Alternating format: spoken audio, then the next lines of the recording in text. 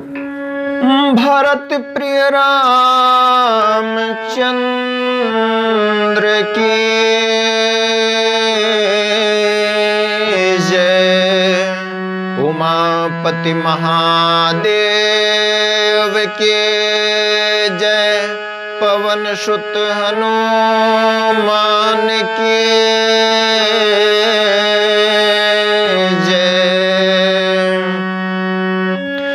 वक्रतुंड महाकाय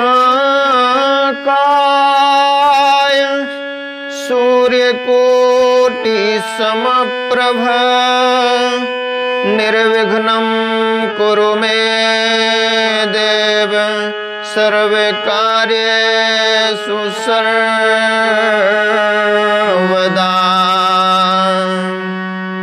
या देवी सर्वभूतेषु बुद्धिरूपेण संस्थिता नमस्तस्यै नमस्तस्यै नमस्तस्यै नमो नमः। परम आदरणीय श्रोतागण, सादर नमन। आशा करता हूं आप स्वस्थ एवं प्रसन्न मुद्रा में होंगे। आज आपके समक्ष प्रस्तुत है दुर्गा सप्तशती का प्रथम अध्याय भावार्थ। प्रथम चरित्र के ब्रह्मा ऋषि, महाकाली देवता, गायत्री छंद, नंदा शक्ति, रक्तदंतिका बीज, अग्नि तत्व और ऋग्वेद स्वरूप है। श्री महाकाली देवता की प्रसन्नता के लिए प्रथम चरित्र के जप में विनियोग किया जाता है।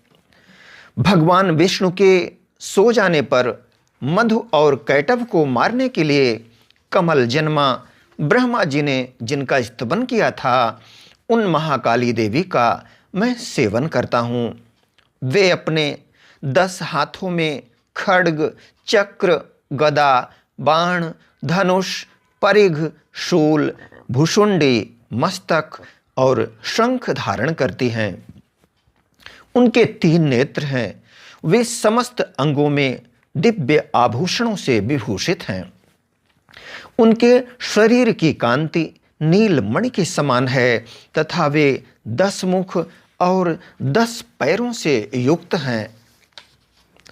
मार्कंडेय जी बोले, सूर्य के पुत्र सावर्णी जो 8वें मनु कहे जाते हैं, उनकी उत्पत्ति की कथा विस्तार पूर्वक कहता हूँ, सुनो।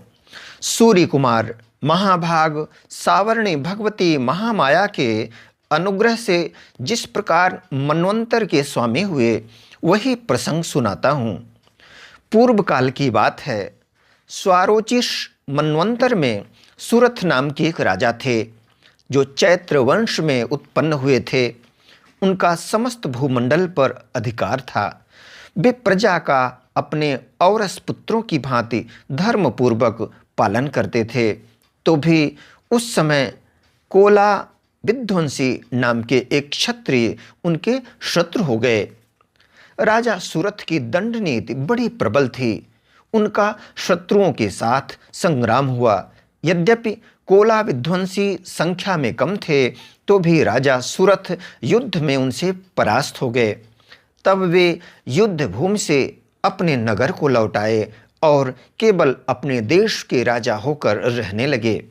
समूची पृथ्वी से अब उनका अधिकार जाता रहा, किंतु वहाँ भी उन प्रबल शत्रुओं ने उस समय महाभाग राजा सुरथ पर आक्रमण कर दिया। राजा का बल क्षीण हो चला था, इसलिए उनके दुष्ट, बलवान एवं दुरात्मा मंत्रियों ने वहां उनकी राजधानी में ही राजकीय सेना और खजाने को हथिया लिया। सुरथ का प्रभुत्व नष्ट हो चुका था, इसलिए वे शिकार खेलने के बहाने घोड़े पर सवार हो वहां से अकेले ही एक घने जंगल में चले गए। वहां उन्होंने विप्रवर मेधा मुनि का आश्रम देखा, जहां कितने ही हिंसक जीव अपनी स्वाभाविक हिंसा वृत्ति छोड़कर परम शांत भाव से रहते थे। मुनि के बहुत से शिष्य उस वन की शोभा बढ़ा रहे थे। वहां जाने पर मुनि ने उनका सत्कार किया और वे उन मुनि श्रेष्ठ के आश्रम पर इधर उधर विचरते हुए कुछ काल तक रहे। फिर ममता से आकृष्ट चित्त होकर वहां इस प्रकार चिंता करने लगे। पूर्व काल में मेरे पूर्वजों ने जिसका पालन किया था वही नगर आज मुझसे रहित है। पता नहीं मेरे दुराचारी भृत्यगण उसकी धर्मपूर्वक रक्षा करते हैं या नहीं। जो सदा मद की वर्षा करने वाला और शूरवीर था, वह मेरा प्रधान हाथी अब शत्रुओं के अधीन होकर न जाने किन भोगों को भोगता होगा। जो लोग मेरी कृपा, धन और भोजन पाने से सदा मेरे पीछे पीछे चलते थे, वे निश्चय ही अब दूसरे राजाओं का अनुसरण करते होंगे। उन अपव्ययी लोगों के द्वारा सदा खर्च होते रहने के कारण अत्यंत कष्ट से जमा किया हुआ मेरा वह खजाना खाली हो जाएगा। ये तथा और भी कई बातें राजा सुरथ निरंतर सोचते रहते थे। एक दिन उन्होंने वहाँ विप्रतर मेधा के आश्रम के निकट एक वैश्य को देखा और उससे पूछा, भाई तुम कौन हो? यहाँ तुम्हारे आने का क्या कारण है? तुम क्यों शोकग्रस्त और अनमने से दिखाई देते हो? राजा सुरथ का यह प्रेम पूर्वक कहा हुआ वचन सुनकर वैश्य ने विनीत भाव से उन्हें प्रणाम करके कहा। वैश्य बोला, राजन, मैं धनियों के कुल में उत्पन्न एक वैश्य हूँ। मेरा नाम समाधि है। मेरे दुष्ट स्त्री पुत्रों ने धन के लोभ से मुझे घर से बाहर निकाल दिया है। मैं इस समय धन, स्त्री और पुत्रों से वंचित हूँ। मेरे विश्वसनीय बंधुओं ने मेरा ही धन लेकर मुझे दूर कर दिया है। इसलिए दुखी होकर मैं वन में चला आया हूँ। यहाँ रहकर मैं इस बात को नहीं जानता कि मेरे पुत्रों की, स्त्री की और स्वजनों की कुशल है या नहीं। इस समय घर में वे कुशल से रहते हैं अथवा उन्हें कोई कष्ट है। वे मेरे पुत्र कैसे हैं? क्या वे सदाचारी हैं अथवा दुराचारी हो गए हैं? राजा ने पूछा, जिन लोभी स्त्री पुत्र आदि ने धन के कारण तुम्हें घर से निकाल दिया, उनके प्रति तुम्हारे चित्त में इतना स्नेह का बंधन क्यों है? वैश्य बोला, आप मेरे विषय में जैसी बात कहते हैं वह सब ठीक है, किंतु क्या करूं, मेरा मन निष्ठुरता नहीं धारण करता। जिन्होंने धन के लोभ में पड़कर पिता के प्रति स्नेह, पति के प्रति प्रेम तथा आत्मीय जन के प्रति अनुराग को तिलांजलि दे मुझे घर से निकाल दिया है, उन्हीं के प्रति मेरे हृदय में इतना स्नेह है। महामते, गुणहीन बंधुओं के प्रति भी जो मेरा चित्त इस प्रकार प्रेम मग्न हो रहा है, यह क्या है? इस बात को मैं जानकर भी नहीं जान पाता। उनके लिए मैं लंबी सांसें ले रहा हूँ और मेरा हृदय अत्यंत दुखित हो रहा है। उन लोगों में प्रेम का सर्वथा अभाव है, तो भी उनके प्रति जो मेरा मन निष्ठुर नहीं हो पाता, इसके लिए क्या करूं? मार्कंडेय जी कहते हैं, ब्राह्मण तदनंतर राजाओं में श्रेष्ठ,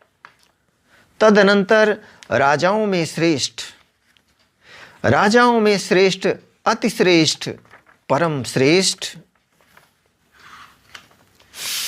राजाओं में श्रेष्ठ, परम श्रेष्ठ सुरथ और वह समाधि नामक वैश्य दोनों साथ साथ मेधा मुनि की सेवा में उपस्थित हुए और उनके साथ यथा योग्य न्यायानुकूल विनय पूर्वक बर्ताव करके बैठे।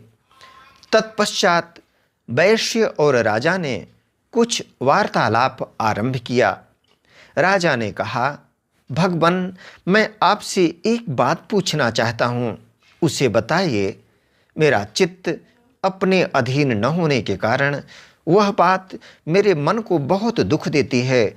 जो राज्य मेरे हाथ से चला गया है, उसमें और उसके संपूर्ण अंगों में मेरी ममता बनी हुई है। मुनिश्रेष्ठ, यह जानते हुए भी कि वह अब मेरा नहीं है। अज्ञानी की भांति मुझे उसके लिए दुख होता है। यह क्या है? इधर यह वैश्य भी घर से अपमानित होकर आया है। इसके पुत्र, स्त्री और भृत्यों ने इसे छोड़ दिया है। स्वजनों ने भी इसका परित्याग कर दिया है, तो भी यह उनके प्रति अत्यंत हार्दिक स्नेह रखता है। इस प्रकार यह तथा मैं दोनों ही बहुत दुखी हैं।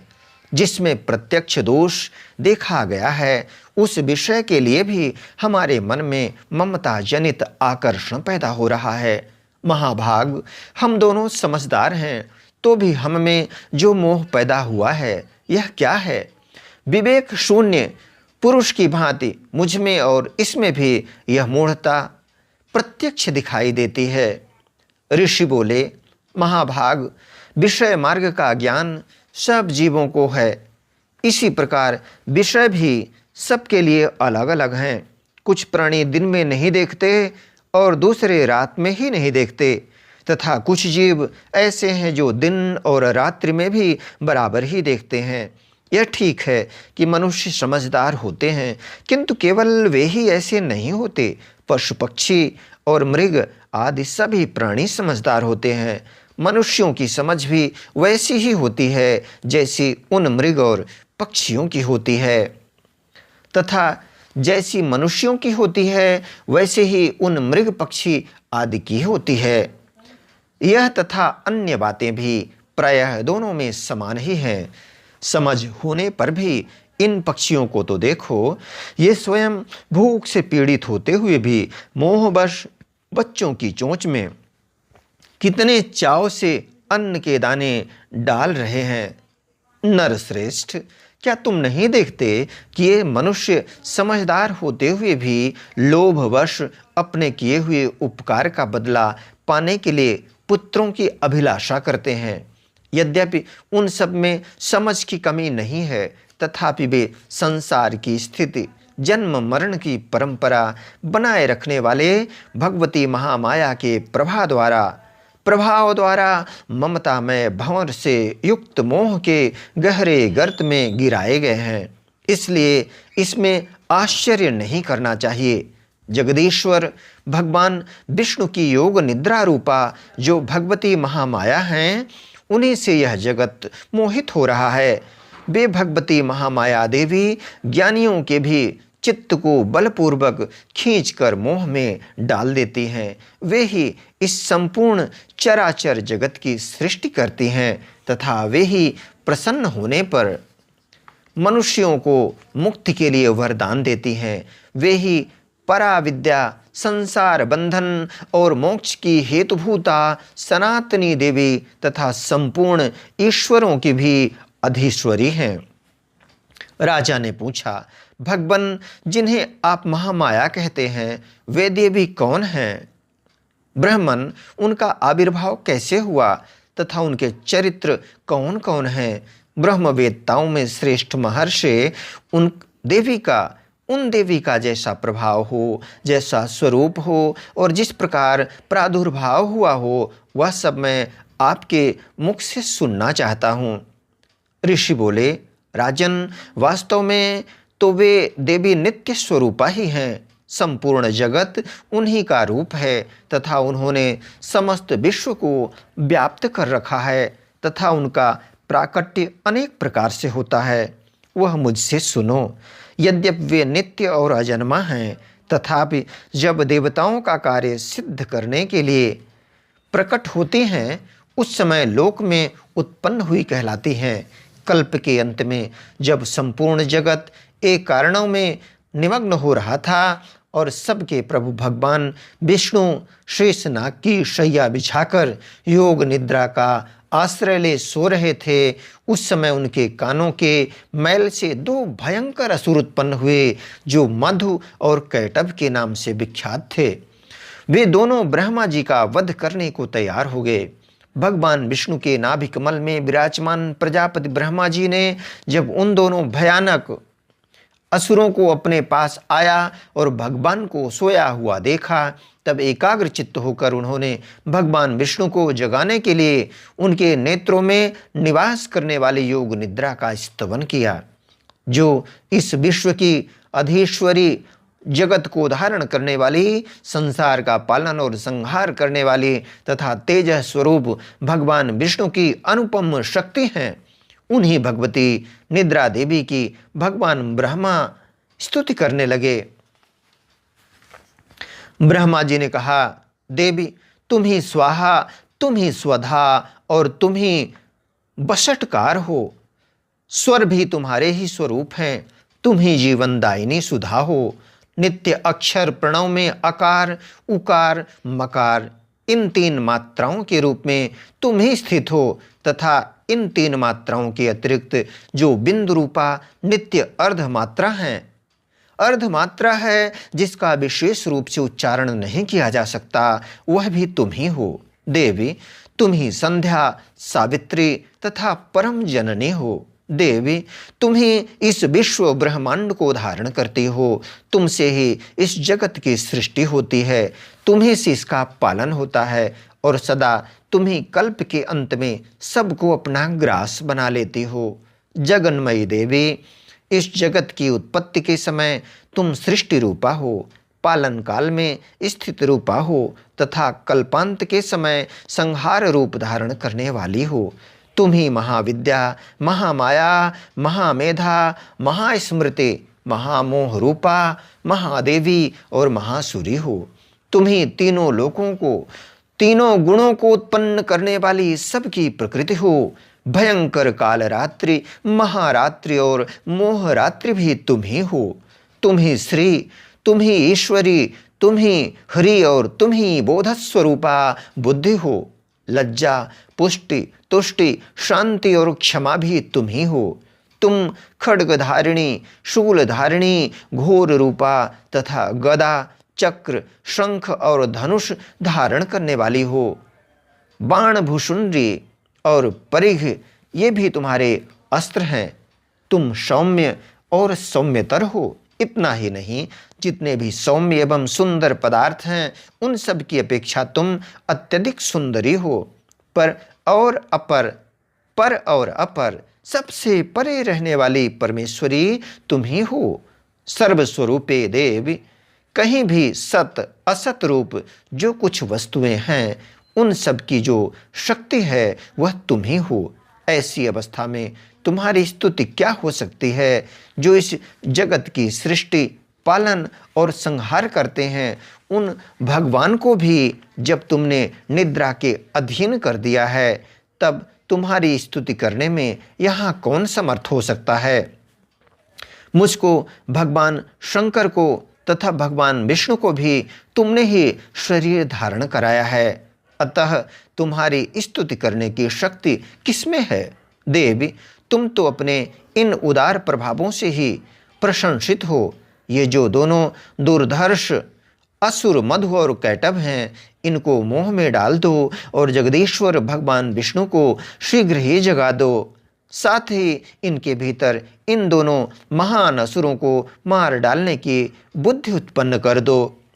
ऋषि कहते हैं, राजन, जब ब्रह्मा जी ने वहाँ मधु और कैटभ को मारने के उद्देश्य से भगवान विष्णु को जगाने के लिए तमोगुण की अधिष्ठात्री देवी योग निद्रा की इस प्रकार स्तुति की, तब वे भगवान के नेत्र, मुख, नासिका, बाहु, हृदय और वक्षस्थल से निकलकर अव्यक्त जन्मा ब्रह्मा जी की दृष्टि के समक्ष खड़ी हो गईं।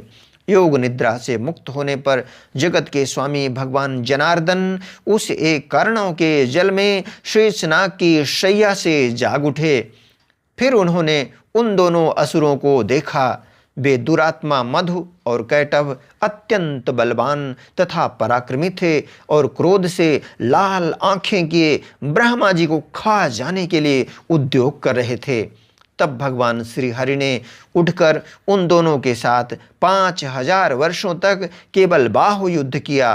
वे दोनों ही अत्यंत बल के कारण उन्मत्त हो रहे थे। इधर महामाया ने भी उन्हें मोह में डाल रखा था, इसलिए वे भगवान विष्णु से कहने लगे, हम तुम्हारी वीरता से संतुष्ट हैं। तुम हम लोगों से कोई वर मांगो।